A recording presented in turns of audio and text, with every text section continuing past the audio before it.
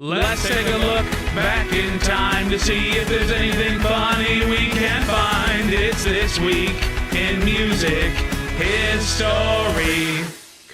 Hey, it's This Week in Music History 2012. Randy Blythe, the lead singer, Lamb of God. They were in the Czech Republic doing a show. Guy jumps on stage, Randy pushes him off, and for some reason the crowd is not there to catch him. Fell on his head, and he later died. 71, the Monterey Casino, where is that, in Switzerland, burns to the ground during a Frank Zappa concert. The event is later immortalized in the Deep Purple song Smoke on the Water. Who knew? 2013, the electric guitar that Bob Dylan played at the Newport Folk Festival in 1965, you know, that very historic moment where Bob Dylan went electric, was sold at auction for...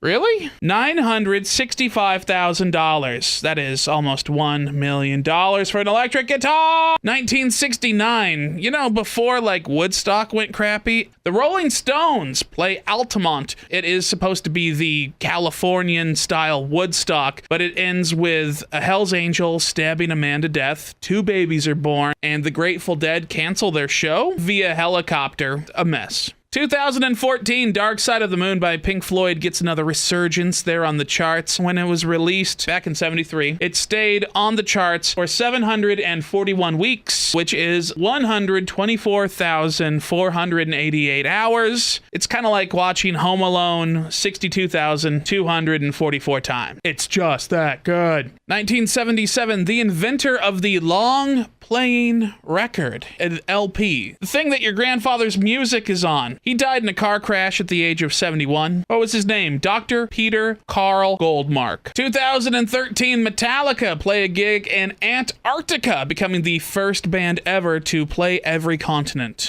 In 1963, Frank Sinatra Jr. is kidnapped and is held for ransom for $240,000. The kidnappers were later caught. Now, this is 1963, so in order to communicate with the kidnappers, there's no cell phone, so Frank Sinatra had to walk around with a pocket full of dimes, and even after his son was returned, it was a habit he kept until his dying day. He is buried with a roll of dimes. Deaths. 1993, Frank Zappa, who we talked about earlier, died of prostate cancer. 1988 marks the death of Roy Orbison, the most depressed traveling Wilbury. He passed on at the age of 52. 2004, this week, R.I.P. Dimebag, shot down in cold blood by a fan, killed in front of his own brother. It's like a country song, but more metal. And finally, 1980, John Lennon. This is definitely the week in music history for assassinations. John Lennon is shot outside of his home in New York City by Mark David Chapman. Music history. Hey, Will.